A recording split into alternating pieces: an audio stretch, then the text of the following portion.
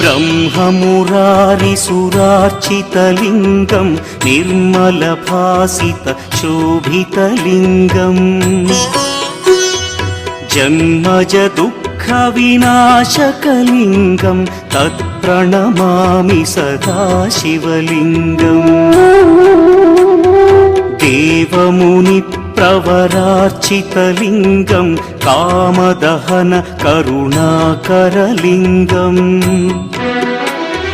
रावणदर्पविनाशकलिङ्गं तत्प्रणमामि सदा शिवलिङ्गम्